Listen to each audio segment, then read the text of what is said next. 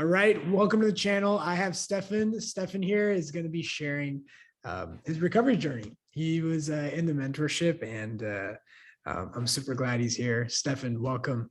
How you doing, man? I'm fine, man. How are you? Hope all is well. Yeah, man. I'm doing well. I'm doing well. Steffon, let's get into it.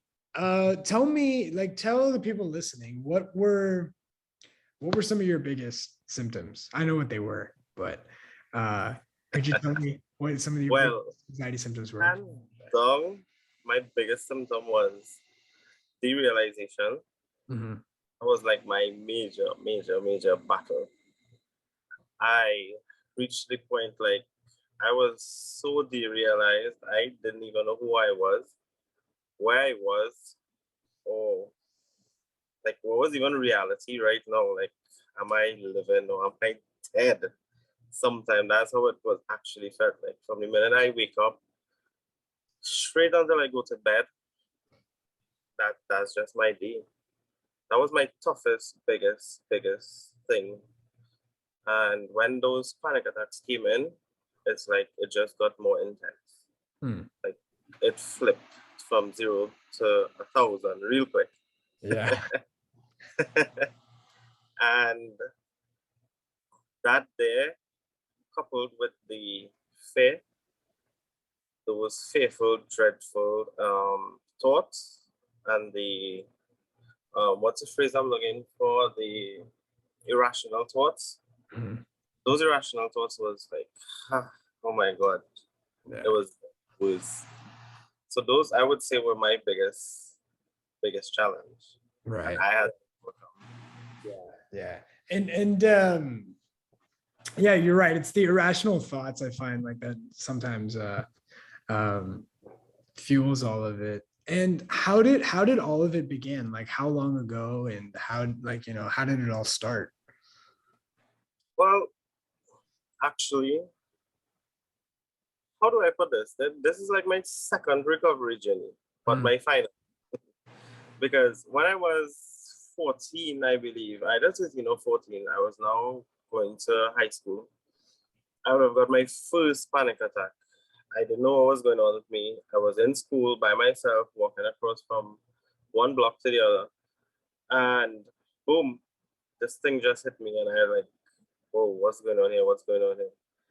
And I quickly ran to like the closest teacher I could have find, and I was like, "Something's happening. I don't know what's happening." And I just went home. My day just, my life changed. Everything changed. Everything went upside down. For a week, I didn't know what was going on with me.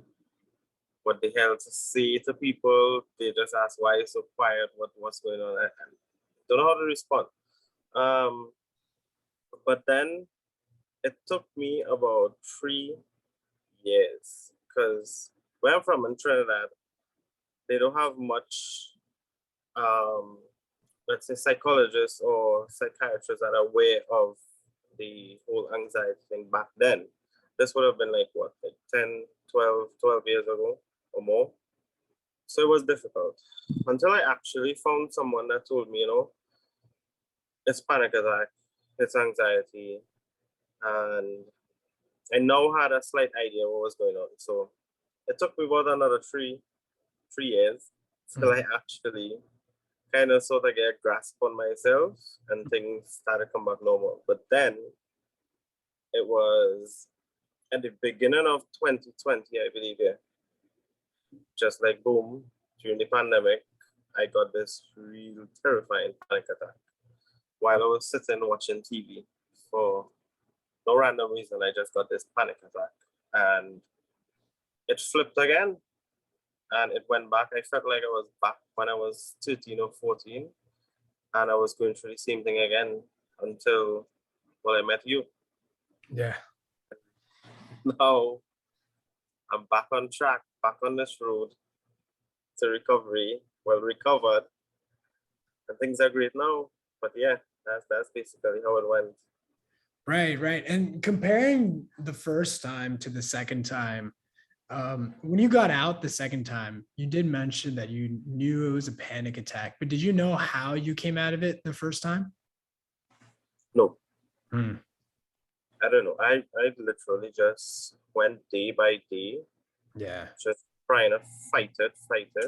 Yeah. And I believe during that period of time, up until now, like before 2020, from when I was 14 up until then, I would say I was coping, I was managing it, because I used to get panic attacks, like, I don't know, between 10 to 15 per day back then.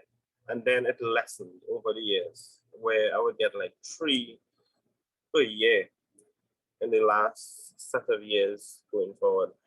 But there, I still had the irrational thoughts, the fears, the DPDR, you name it. Every single symptom you could think about, I sure I had it. I am 100% sure I had all.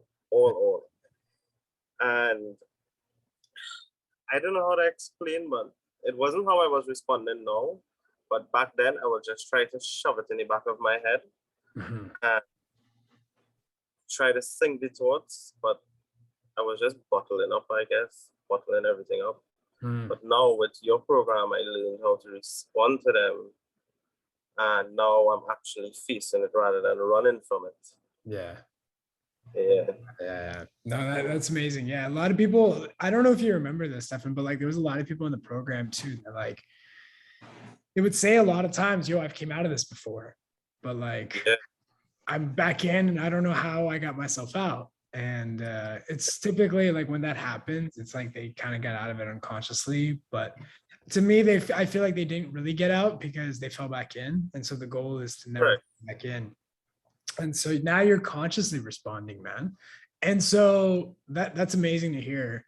And so where are you at right now, man? Like what are you up to right now? What are all the things you're doing? How is life looking like right now? Perfectly fine. I mean, I have my days when things might pop up, irrational thoughts. I feel like a DP coming on, but it's like, whatever. Mhm. Like I just respond, just go out with my day. Um, Finishing school, finishing my law degree, dealing with life, working, running a business, Yeah. and I'm just relaxed. Compared to the beginning of this pandemic in 2020, I remember I could not stay home, not Mhm. even for 5 minutes. So when I get up, I would run straight to the bathroom, dress, change, jump in my car, and I'm out. Yeah. I'm out the house because I couldn't stay home. I couldn't watch TV. I couldn't relax. I couldn't talk. Like, just be normal. I couldn't do these things. Even this, what I'm doing now, I couldn't even attend my classes because I can't sit home and look at my classes online. So I would just be out whole day until like 7 when it's time to sleep. Bed, jump in my bed, sleep again, and repeat for months. Yeah. And now, well, look at me, I'm just chilling. I Nice. could watch a movie. I mean, people might not think it's a big thing, but being able to lie down and watch a movie, that's a huge accomplishment for me now. Same. It was the small things. It was ironically the small things that were the biggest wins for me. I remember when I Yeah, was traveling, I was like, whatever. But it was for me small things like going on a drive by myself, being able to work for a little bit, yeah, pass and not having those things I remember the most. And those because they seemed so impossible. it Yeah, was. right. As you mentioned drives. I thought driving by myself was impossible again, but now I go for drive. Yeah. Wow. Yeah. Even showering, like that seemed like Oh terrifying. my. Ugh. I Let me remember don't get started with showering. I I remember could not. yeah. I would have to like get my phone. I remember that was so embarrassing. That was one of the worst things, symptomatically like embarrassing. I would remember calling somebody randomly while bathing. They were like, "Is your shower on?" No, I'm not bathing. It's all right, man. It's fine. It's fine, man. It's so common though, you know, like I hear it all the time in the mentorship. So like it's to me, it's not that big of a deal.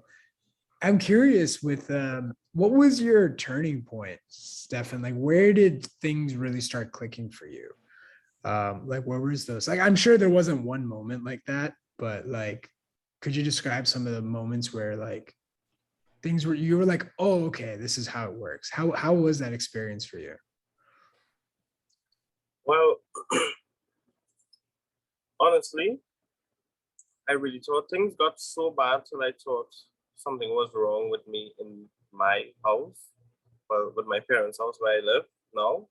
So I moved out Hmm. and I got an apartment and slowly started to realize, like, I mean, it's the same thing, nothing different.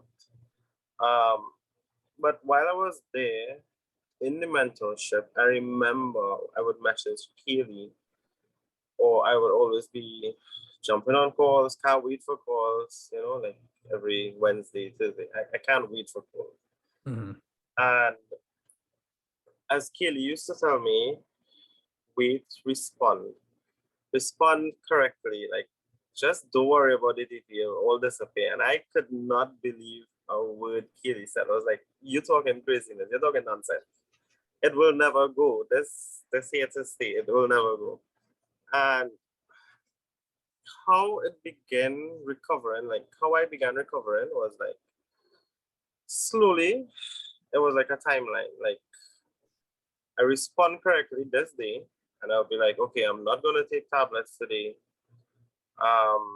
Just gonna feel the DP, let myself allow it, go through it, like okay, it's gonna be fine. But guys, it wasn't easy. It was tough.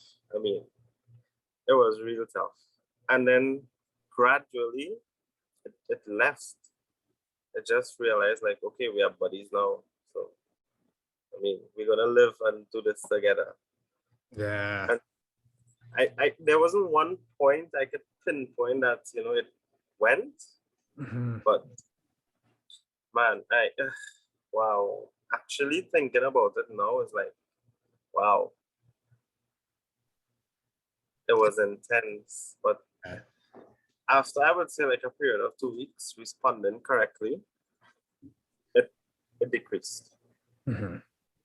And I remember just like messaging, I think it was Kilo. I was like, yo, I don't really feel DP no more. How did this happen? Yeah. Yeah. And then you try to figure it out, right? Yeah. Yeah. Yeah, Yeah. try to figure it out. Yeah. Yeah. I remember you would attend her calls. I remember Caesar would also be there and like all Yeah, the calls. Yeah, man. And it's great to see, man, because I remember when you first joined. I remember the difficulty, yeah, struggles, and it's so great to see like the progress and the way you're talking to. I'm like, gets it. He's good. Like, great to see it, man. It's it's fantastic. Like, good. I don't know. I can't thank you enough. I mean, I had a lot of support as well with family and friends. Me, my friends was there all for it, but you taught me how to respond. This program is what taught me how to respond. Something I wouldn't have gotten nowhere else, I believe, you know. It was that just that trick I needed. That yeah, was like one trick. Like I read stuff, I did stuff, I countless things, but this time, yeah, it was a different. dude. I mean, here's what I always say, man. You did all the work. We just like pointed you on what to do. You did it, and I'm telling you, man, like I'm just glad to be part of the journey, man. Like, cause it's like I always describe it. It's like watching a movie. That's like my favorite movie, but I've seen it Yeah, multiple times. But like when you're going through it, it's like I'm watching you go through it, and like you watching the movie. And so it feels like I'm going through it for like the first time. And like it's nice to like watch the journey. the journey, yeah, yeah, yeah. So, like I say, I mean, like you put in the work, man, and it's awesome and it's great, Stefan. And like um, I know Shiv is very proud of you too. We're Yeah. all very proud of you, man. And my next question is, what would you tell somebody, man, that's like really, you know, in the worst state that you're in, that's watching this right now? What would you tell them right now? What I would tell somebody is don't, I mean, you'll try all sorts of things. You would Google, you would check symptoms, you would go by multiple doctors, you'll go by multiple psychologists. You'll be like, Doc, am I mad? Am I crazy? Am I going insane? Am I schizophrenic? Am I this? Am I that? And then you slowly start losing hope in every single thing because you'll try this, you'll try that, you'll try the CBD oils, you'll try the lavender oils, you'll try everything. And you'll be like, I'm doomed. This is my life. But it definitely isn't. Because if I could overcome that stage of my life, anyone could. Because trust me, I thought I was dead. Yeah. I thought that was it. I thought that was final destination, no turning back, no recovery. And look at me. I'm recovered. Just don't lose that hope because it is possible to get out of that DP state. It is possible to get out of that irrational thought behavior, those patterns, and you're not going crazy because I know that's the number one fear. Yeah. You're nuts. I thought I was mad. Hands down. Yeah. I always say my recovery started when I thought I hit rock bottom. I always described it as game over. Yeah. It's finished. This is it. It happened. And yeah, and that's, I thought that too. And it's so interesting, right? It's like once you get better, you're like, oh, like anybody, like this was it, because you feel like you were in such a, Yeah. And I remember, Steffon, like you, myself, everybody, like I remember your journey, like in the very beginning too. And like I know like you had that fear and you were, there were a lot of things that were going on, and like seeing you from there to now, it's like amazing to see that journey. Like, and yeah. It definitely was. I mean, something I should mention is when it first began, when I was 13, 14, I would have really thought, I was convinced I was going crazy. Mm-hmm. That was one of the things that kind of drive everything, because I would just sit there and be like, am I really going insane? And the thoughts I would have, the irrational things that going on, I would really think I am going insane.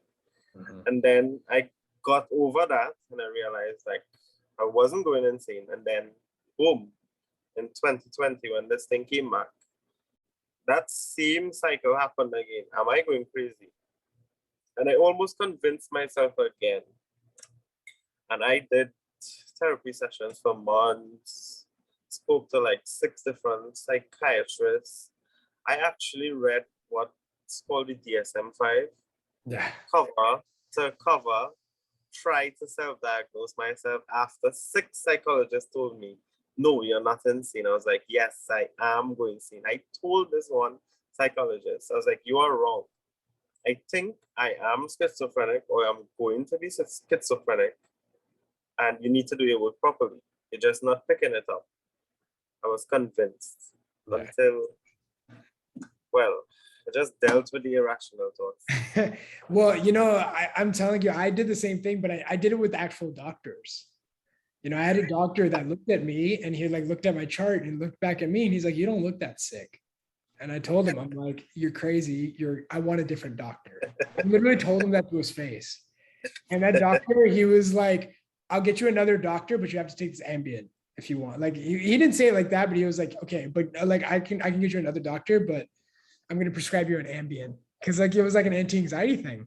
Cause I was like, oh, there's something wrong. We need to get to the bottom of this. And I felt like I was disregarded so much that I was like tired of being disregarded. And this doctor just like irked me, And he was right. He was the one that made me realize, oh my God, this is anxiety. I was like, oh, so this is how it works. But man, I was so rude to that doctor. And I I think I need to apologize to a few of them. I question their medical license. I question their ability to be a practitioner. I really did.